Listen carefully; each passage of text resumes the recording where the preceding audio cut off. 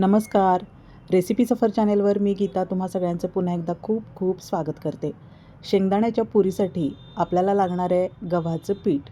मेजरिंगच्या मोठ्या कपानं 2 कप पीठ घेतले मी. तुम्हाला जर जास्त मोठ्या प्रमाणात बनवायचे असतील तर मोठं भांडं घ्या आणि 2 वेळा पीठ घ्या. त्याच प्रमाणात बाकीचं सगळं साहित्य मोजून घ्यायचं आहे.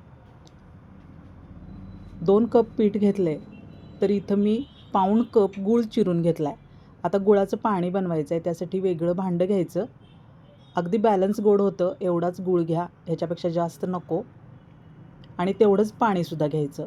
जेवढा गूळ तेवढंच पाणी घ्यायचं. पाक बनवायचा नाही आहे मात्र आपल्याला. गूळ फक्त विरघळून घ्यायचा आहे, कारण आपण जर पाक बनवला तर पुऱ्या अगदीच कडक होतात आणि त्या काळ्यासुद्धा पडतात तळताना. त्यासाठी मीडियम गॅसवर आपल्याला फक्त गुळाचे खडे विरघळून घेत राहायचे. गूळच घ्या शक्यतो, साखर नको. गुळामुळं पुऱ्या टेस्टी तर लागतातच, पण अगदी छान कडक होतात. आता या गुळाच्या पाण्यात आपल्याला सुंठ पावडर टाकायची आहे. अर्धा चमचा सुंठ पावडर टाकली आहे. वेलची आणि लवंग पावडर यासोबतच टाकली तरी चालणार आहे. गुळाचे खडे व्यवस्थित विरघळून घ्यायचे.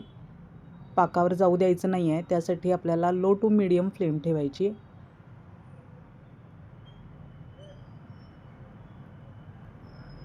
आता आपल्याला शेंगदाणे बारीक करून घ्यायचे. 1 कप शेंगदाणे घेतलेत मी 2 कपासाठी. थोडेसे भरडसर वाटून घ्यायचे, खूप जास्त बारीक नको किंवा असे डाळ दाणेसुद्धा नकोत.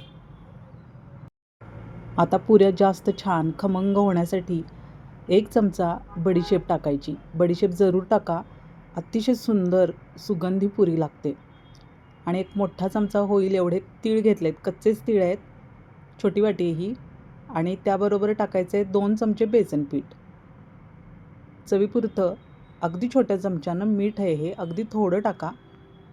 आणि त्यानंतर पुरी खुसखुशीत होण्यासाठी साजूक तूप टाकायचं 4 ते 5 चमचे. खूप जास्त नको, कारण जास्त जर तूप टाकलं तर पुऱ्या तुटायला सुरुवात होईल तेलामध्येच आणि त्या अगदीच खुसखुशीत होतील आणि तेलकटसुद्धा होतील. त्यामुळे 4 ते 5 छोटे चमचे साजूक तूप मिक्स करून घ्यायचं. आता हे सगळं कोरडं साहित्य आधी एकत्र करून घ्यायचं आहे आपल्याला. गुळाचं पाणी आपण थंड करत ठेवलं आहे. थंड झाल्यानंतरच यामध्ये गुळाचं पाणी आपल्याला मिक्स करून घ्यायचं आहे.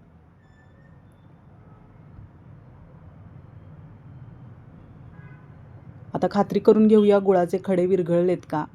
ब्रँडेड गूळ वापरला आहे मी, त्यामुळं आता गाळायची गरज मला तरी वाटत नाही. त्यामुळं मी गाळून न घेता असंच पाणी मिक्स करणार आहे. अगदी स्वच्छ ब्रँडेड गूळ आहे हा. अगदी छान व्यवस्थित झालं आहे पाणी. आता हे या पिठात व्यवस्थित मिक्स करून घ्यायचं. प्रमाण अगदी योग्य आहे, त्यामुळं पीठ आपलं पातळ होणार नाही किंवा घट्टसरसुद्धा होणार नाही.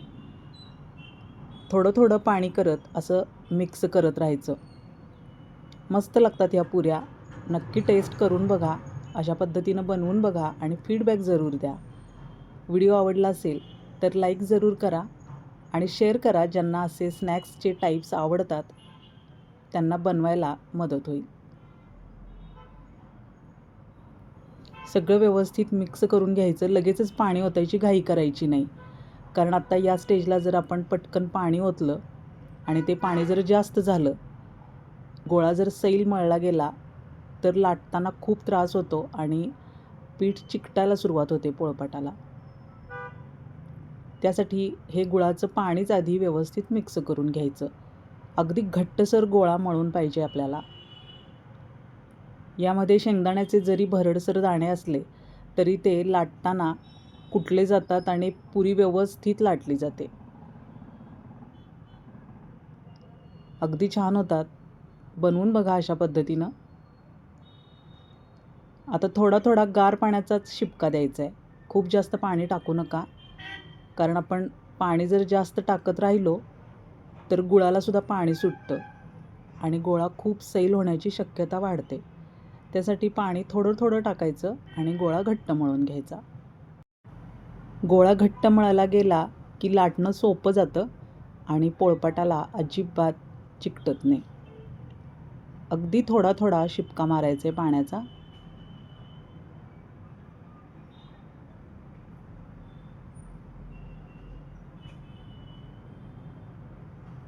पीठ मळून झाले.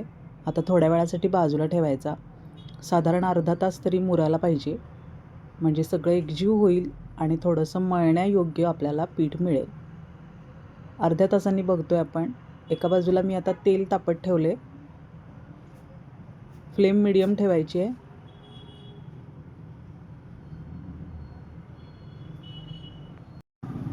गोळा इतका घट्ट मळला गेला आहे की तो सहजासहजी तोडता येत नाही. असाच आपल्याला गोळा घट्ट पाहिजे. आता अगदी थोड्याशा पिठावर लाटून घ्यायचं आहे. मोजकं पीठ वापरायचं, कारण पीठ जर जास्त झालं तर पुऱ्या लगेचच काळ्या पडायला सुरुवात होते. वाटीनीच असे छाप काढून घ्यायचे. बघा, अगदी पातळ लाटल्या गेल्या आहेत. अशाच लाटून घ्या आणि मगच त्या तळून घ्यायच्या आहेत. आता फ्लेम अगदी मीडियम ठेवायची आहे, अगदी मीडियम. खूप जास्त तेल कडकडीत गरम नको आहे, कारण यामध्ये गूळ घातला आहे आपण. त्यामुळं मोठ्या गॅसवर जर तळल्या गेल्या तर लगेचच काळ्या होणार आहेत पुऱ्या आणि टेस्टला अजिबात चांगल्या लागणार नाहीत. त्यासाठी वेळ जरी लागला तरी मंद गॅसवरच तळून घ्यायचे आहेत. छान होतात.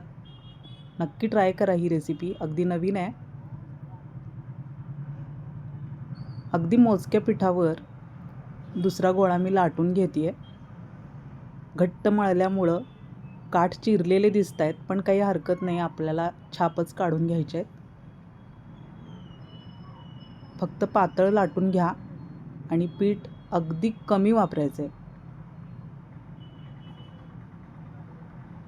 पटकन लाटून होतात आणि पोळपाटाला अजिबात चिकटत नाहीत घट्ट मळल्यामुळं.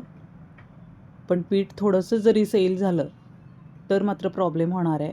पोळपाटाला चिकटत राहतं पीठ आणि अगदी लाटताना कंटाळा येऊ शकतो. त्यामुळं पीठ घट्टच मळा आणि मगच लाटायला सुरुवात करा. आता पुऱ्या फुलू नयेत म्हणून असं काटा चमच्यांनी आपल्याला टोचे मारून घ्यायचे, म्हणजे पुऱ्या फुलत नाहीत आणि त्या अगदी क्रिस्पी कडक तळल्या जातात. महिनाभर तरी टिकायला अजिबात हरकत नाही. वाटीनं परत एकदा याचे आकार काढून घ्यायचे. वेळ नसेल तर असेच तुम्ही लाटून तळू शकता. दिसायला पण सुंदर दिसत आहेत पुऱ्या, कारण काटा चमच्याची डिझाईन तयार झाली आहे त्यावर. मुलांच्या स्नॅक्स टिफिनला द्या, त्यांना नक्की आवडतील. आता मंद गॅसवर तळून घ्यायच्या. आषाढ स्पेशल शेंगदाण्याच्या कडक पुऱ्या. हा व्हिडिओ कसा वाटला कमेंटमध्ये नक्की सांगा. लाईक, शेअर, सबस्क्राईब आणि हाईपसुद्धा करा. हळुवारपणाने उलटवून घ्यायचे आहेत आणि बदामी रंगावरच पुरी येऊ द्यायची. त्यासाठी गॅस अगदी बारीक करायचा आणि वेळ देऊन तळायच्या. अगदी घाई करायची काही एक गरज नाही. मोठ्या गॅसवर जर तुम्ही तळायला गेलात तर त्या लगेचच पटकन तळल्या जातात आणि कडक होत नाहीत. त्या मऊसर होतात. टेस्ट चांगलीच लागते, पण त्या मऊसर होतात.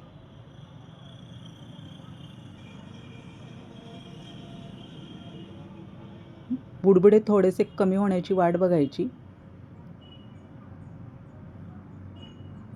या पुऱ्या तळायला थोडासा वेळ लागतो, पण वेळ देऊनच तळून घ्या, तरच त्या छान होतात. मस्त मजेदार लागतात खायला. अगदी बॅलन्स गोड झाल्या आहेत आणि चहाबरोबरसुद्धा छान लागतात, जरी गोड असल्या तरी. याच रंगावर काढून घ्या, कारण यामध्ये गूळ असल्यामुळं थोड्या वेळाने अजून थोडासा रंग डार्क यायला सुरुवात होते. तयार आहेत शेंगदाण्याच्या कडक पुऱ्या. पुन्हा भेटूया अशाच नवीन छान रेसिपीसह पुढच्या भागात. धन्यवाद.